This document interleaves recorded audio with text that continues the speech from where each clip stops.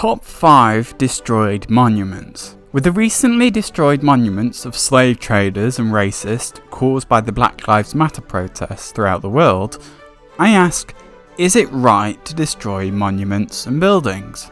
Here's a top 5 list of buildings and monuments destroyed by political disagreements. Number 5.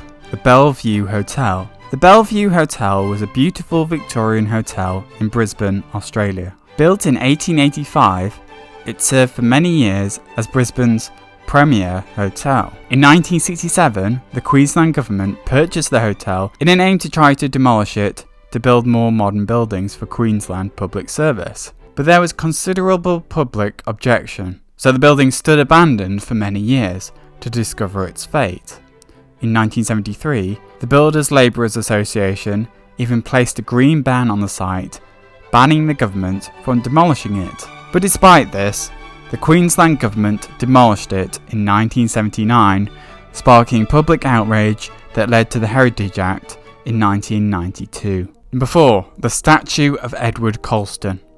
In 1895, the statue of Edward Colston was erected in Bristol to commemorate the merchant slave trader and Tory MP. Colston used his wealth to provide hospitals and schools throughout England. Up until 1900, his involvement in the slave trade went largely ignored, but because he worked for the Royal African Company, which transported more than 100,000 slaves, 20,000 of which died en route and ended up in the sea, his statue was eventually brought down during the Black Lives Matter protests.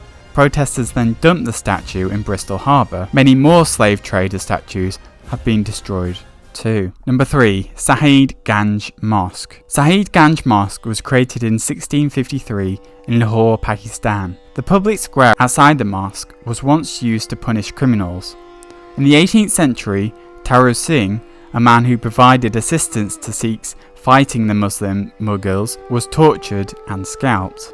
After this, the Sikhs declared the man a martyr and named the square Martyr Square. In 1762, the Sikh army conquered Lahore and occupied the mosque and the public square. The Muslims were not allowed to enter and pray, and the Sikhs built a Gurdwara or Sikh temple in the courtyard.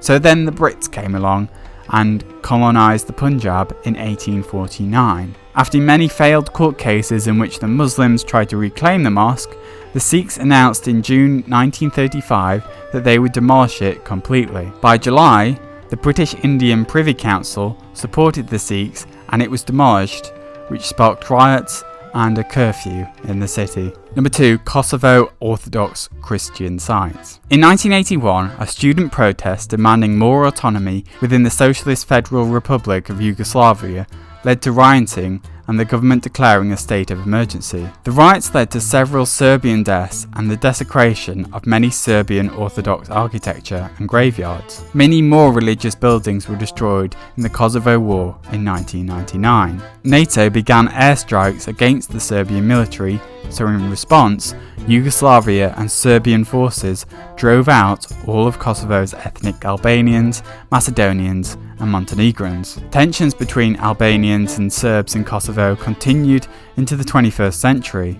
Sporadic violence occurred as when anti-Serb riots broke out in March 2004 in numerous cities and towns in the Kosovo region. The riots claimed some more than 30 lives and resulted in the displacement of more than 4,000 Serbs and other minorities. In February 2008, Kosovo declared its independence from Serbia.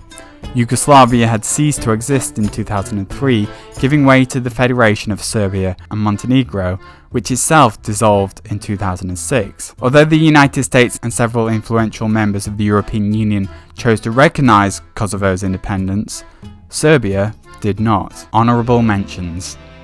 Losses to war. Many buildings have been targeted as a direct or indirect result of war over the years, including but not limited to Malta's Royal Opera House, St. Michael's Cathedral in Coventry, Corfe Castle, Hiroshima, Nagasaki, London, and Berlin, among many others. The Great Sphinx of Giza. The limestone statue of a mythical creature known as a sphinx, half lion, half human, was built around 2558 to 2532 BC, under the rule of Pharaoh Khaf in the Old Kingdom of Egypt. Nobody knows exactly why or when it was built, but theory suggests it was built to associate Pharaoh Khaf with the sun god. Somewhere between the 3rd and 10th century, the nose and beard were chiselled off. A historian in the 15th century suggested this was done because peasants would make food offerings to the statue to increase their harvest. The nose and beard were then chiselled off when the harvest wasn't that great, as an act of iconoclasm, or the social belief in the destruction of icons or monuments. Number 1. ISIS and terrorist destruction. The Islamic State group was, and still is, a militant organisation. They justified many of the destructions of public heritage as eliminating polytheism, or the belief and worship of many things, in favour of monotheism, or the belief and devotion to a single god, aka Allah. As a result, they destroyed many religious sites and places of historical significance, including, but not limited to, the Temple of Bel in Palmyra and the Palace of Al-Shurnasipal in Nimrud. The Taliban also had similar religious motivations when they destroyed the Buddhas of Bamiyan in 2008. But arguably, the biggest single act of destruction of a singular monument was by Al-Qaeda on September the 11th, 2001. Again, a religiously motivated act of terrorism or jihad which killed more than 6,000 people. The Twin Towers, which occupied the World Trade Center, were once the tallest buildings in the world, at 415 metres and 515 metres. They were built between 1966 and 1975. Their destruction led to a war in Iraq, and many terrorist organisations subsequently forming, who went on to destroy other buildings and people's lives. So which do you think is the biggest loss to society? Join in the debate below and subscribe.